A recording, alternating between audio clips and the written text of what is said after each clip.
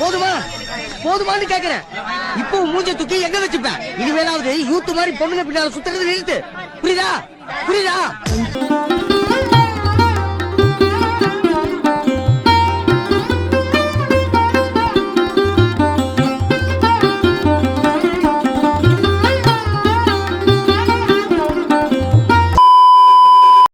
சின்ன வயசுல பாத்தீங்கன்னா இவ்வளவு நெகட்டிவ் வேர்ல்டு இல்லைன்னு எனக்கு தோணுது. இல்ல மேபி இவ்வளவு இருந்திருக்கலாம், நம்மளுக்கு தெரியாம மறைச்சிருந்தது. திரைகள் இருந்தது. இப்போ திரை இல்லாம ஒன்னொன்னு அப்படியே மூஞ்சில வருது.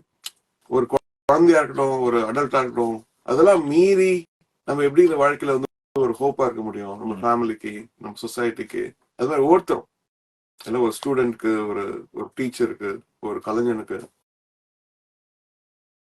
இன்னைக்கு நம்ம பார்க்க போற டாபிக் என்னன்னா this generation versus that generation. இந்த ரெண்டு ஜென்ரேஷனுக்கும் உள்ளான வித்தியாசத்தை தான் நம்ம பார்க்க போறோம். காலேஜ் முடிச்சு ஒர்க் பிளேஸ்க்கு போறப்ப ஒர்க்ல நம்ம வேற மாதிரி இருக்கும். ஸ்கூல் ஸ்பேஸ்லயும் காலேஜ் ஸ்பேஸ்லயும் இல்லாதது அந்த இடத்துல நம்ம டோட்டலா டிஃப்ரெண்டா இருக்கும். அது என்னங்கிறத பார்க்க போறோம். ஆனா அது மட்டும் பார்க்க போறோமா இல்ல, இந்த ஜென்ரேஷன் என்னென்ன ஃபேஸ் பண்றாங்க, அதுக்கான சொல்யூஷன் என்னன்னு பார்க்க போறோம். முதல்ல எங்க இருந்து ஆரம்பிப்போம்? ஐசோலேஷன். படங்கள்ல அது ரிலேட்டடா வந்துட்டு இருக்கு. குடும்பஸ்தான் ரீல்ஸ்ல பேசுற விதமும் சரி, முன்னாடி இந்த ஜென்ரேஷனையும் இந்த ஜென்ரேஷனையும் பயங்கரமா கம்பேர் பண்ணிட்டு இருக்காங்க. முன்னாடி இந்த ஜென்ரேஷனுக்கு அவங்க எந்த அளவுக்கு வேல்யூ கொடுத்து ஃப்ரெண்ட்ஷிப்புக்கு வேல்யூ தருவாங்க. இப்ப இருக்கிறவங்க ஒரு அவங்களுக்குன்னு ஒரு தனி வேர்ல்டு ஒன்று கிரியேட் பண்ணிட்டு அதை தனிமைப்படுத்திக்கிட்டு அதை நோக்கின ஒரு ஃபியூச்சர் கரியரோ இல்ல ஃபியூச்சர் கோலோ செட் பண்ணிட்டு அதை நோக்கி போடுற மாதிரி தான் நிறைய இடத்துல நான் ஃபீல் பண்ணியிருக்கேன்.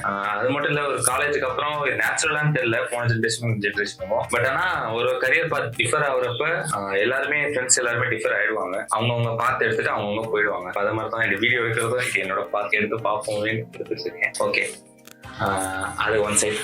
இப்ப நம்ம என்ன சொல்ல வந்தோம்னா, இந்த ஜென்ரேஷனுக்கும் ரெண்டு பேர் வைக்கலாம். தனி ஒருவன், இன்னொருத்தன் சிரிப்பழகன். தனி ஒருவன் நான் ஏற்கனவே சொன்ன மாதிரி தான் ஐசோலேஷன். அது தனி ஒருவன். சிரிப்பழகன்னா இப்போ ஒர்க் ஸ்பேஸ்னு போயிட்டோம்னா எந்த அளவுக்கு நம்ம எல்லா இடத்துலயும் சிரிச்சு பழகணும். யாருக்கிட்டையும் அம்பு வச்சுக்க முடியாது.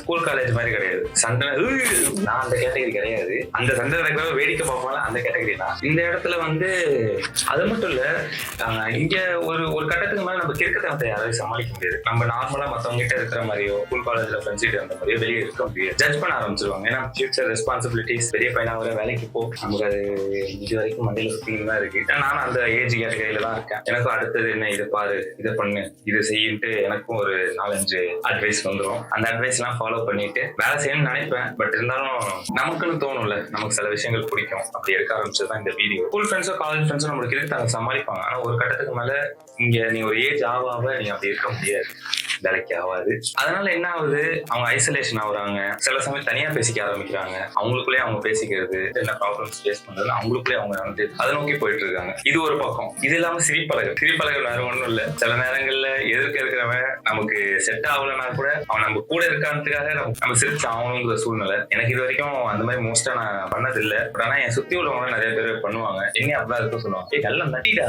நல்ல நடி. நான் யாராவது ஏதாவது சொல்லிட்டாலே டக்கு ஒரு 2 நிமிஷம் யோசிப்பேன், நம்ம அப்படி இருப்போமோ, ஒரு இருக்கலாமோ அப்படின்னு யோசிச்சு அதை பத்தி ஒரு 2 அரை மணி நேரம் திங்க் பண்ணிட்டு அதை திருப்பி நான் நார்மல் ஆயிடுவேன். அது வேணும்னா எடுத்துப்பேன். பட் ஆனா எனக்கு நார்மலா ஒரு டைம் எடுக்கும். பட் ஆனா என் ஃப்ரெண்ட்ஸ் என்ன சொல்லுவாங்க, இன்ஸ்டன்டா அவங்க யாராவது ஒருத்தவங்க ஏதாவது சொன்னாங்கன்னா அதுக்கேற்ற மாதிரி ரியாக்ட் பண்ணுவாங்க. எங்களுக்கு நமக்கு அது வராது.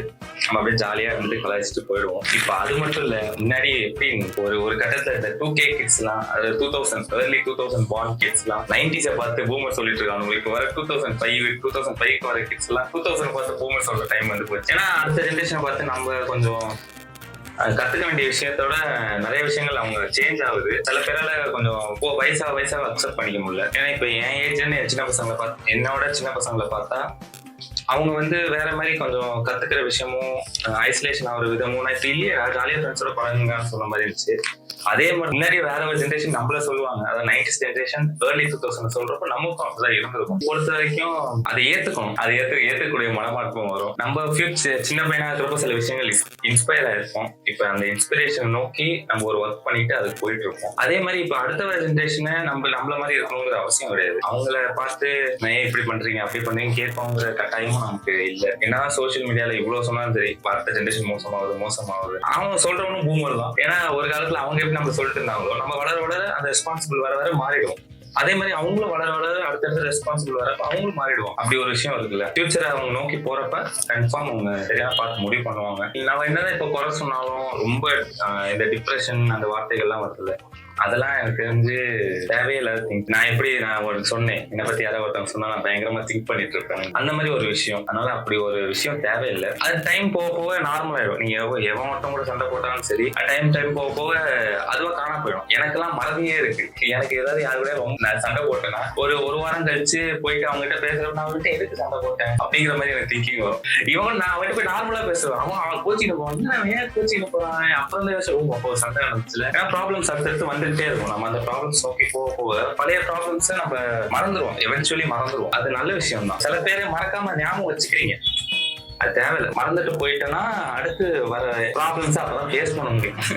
இல்லைன்னா காதல் பறக்க மாதிரி நல்லது செஞ்சுக்கிட்டு போறவங்க உட்காந்துட வேண்டியதான். ஏன்னா this generation that generation topic எடுத்தாலுமே நான் இந்த ஜென்ரேஷன் சரி அந்த ஜென்ரேஷன் சரி குறை சொல்ல போறதில்ல. அது முதல்ல இந்த 90s ஜென்ரேஷனும் சரி அதையும் குறை சொல்ல போறது இல்லை. நான் வந்து ஏர்லி 2000க்கு இந்த ஜென்ரேஷன் ஏர்லி 2000 ஜென்ரேஷன் நான் குறை சொல்ல போறது இல்லை. இப்போ வர சின்ன பசங்களையும் நான் குறை சொல்ல போறது இல்லை.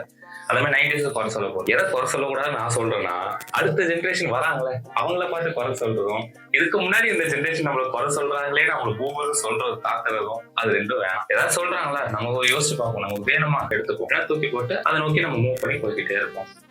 அவ்வளவுதான். எல்லாருக்குமே சொல்லிக்கிறேன். நன்றி, வணக்கம். அப்புறம் போயிட்டு வரேன். பாய்.